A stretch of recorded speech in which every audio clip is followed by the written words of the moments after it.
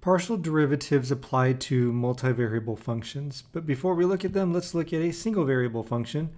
We have here a kind of cubic looking function, f, on the xy plane.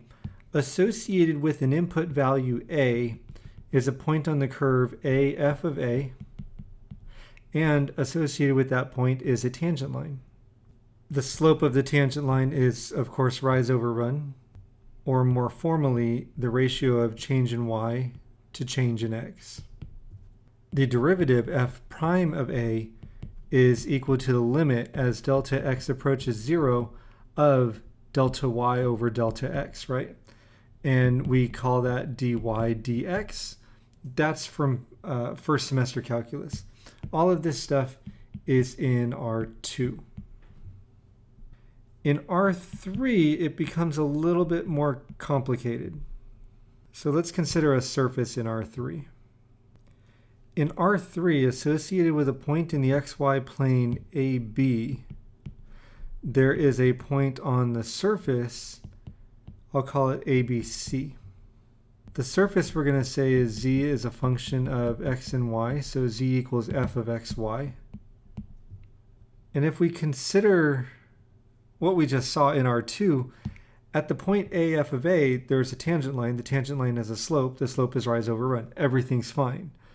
If we look in R3, though, at this point ABC on the surface, if we try to consider a tangent line or a vertical change, we can be talking about a vertical change in multiple directions, right? And if I look in some directions, the change may be positive.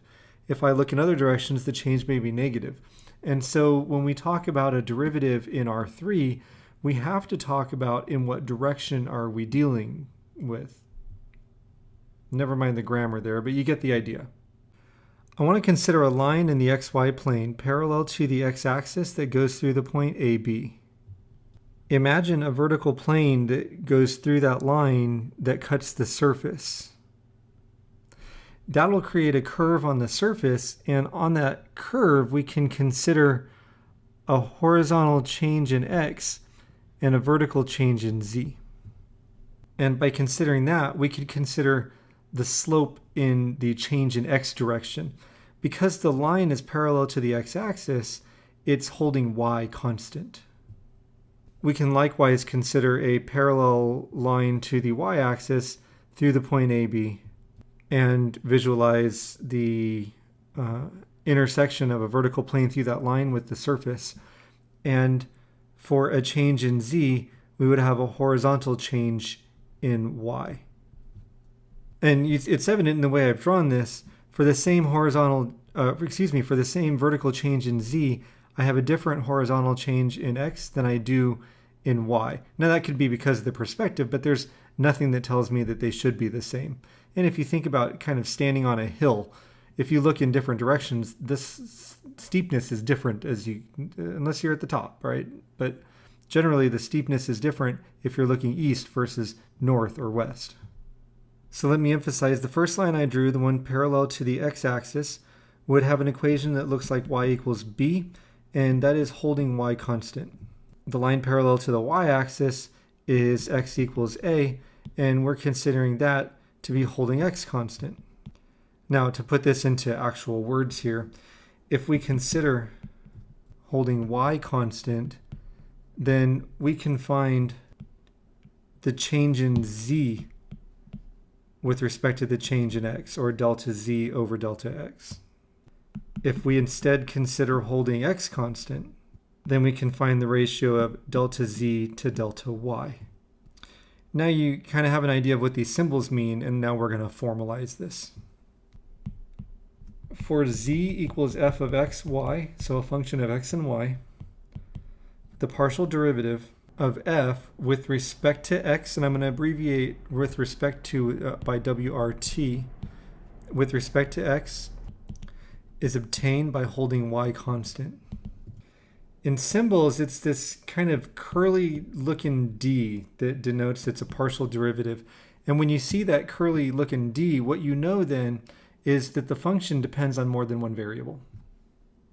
The partial of z with respect to x, that's how we would say that out loud, evaluated at the point xy is equal to ab, notationally is also given as the curly d f with respect to x, and so the partial of f with respect to x.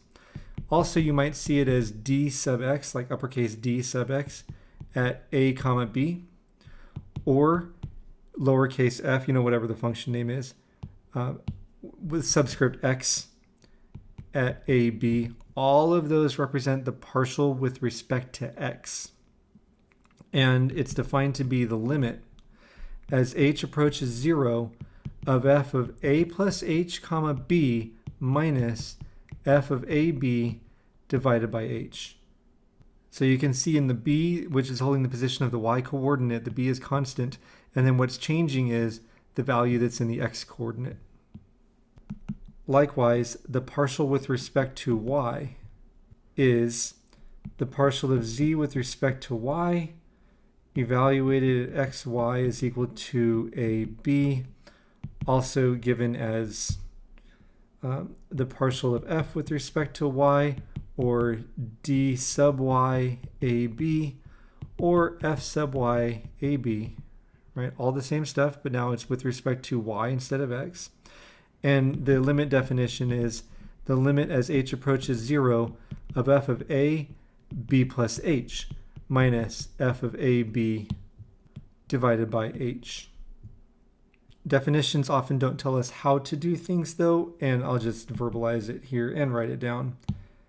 A partial derivative is an ordinary derivative holding all but one variable constant. So when you find a partial derivative, you essentially have to filter for the variable that you're looking for. Let's look at an example. We're going to find the first partial derivatives of the function z is equal to x times the sine of the quantity of x times y. In terms of x, we have a product of two functions, x and the sine of xy. As we're getting used to this, it might be useful to think about what you would do if you were presented with z equals x times the sine of 3x. You would probably use the product rule because you have a product of two functions, and at some point you would multiply by a 3 because you have a chain rule situation, right? The same is going to be true here. The partial of z with respect to x is going to be the derivative of the first, so 1 times the second sine of xy, plus the first x times the derivative of the second. Now the derivative of the sine function is of course the cosine function of xy, but then the derivative of the inside function, just as for the sine of 3x we would spit out a 3, for the sine, the sine of xy, we're going to spit out a y. So we have that the partial of z with respect to x is the sine of xy plus xy times the cosine of xy.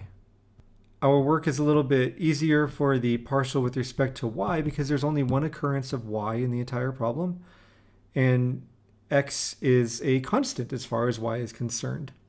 And so the sine differentiates to the cosine of xy because the argument doesn't change, times the derivative of the inside function with respect to y. If x is constant with respect to y, then I'm going to multiply by a factor of x. I already have an x out front. And so the partial of z with respect to y is going to be x squared times the cosine of xy.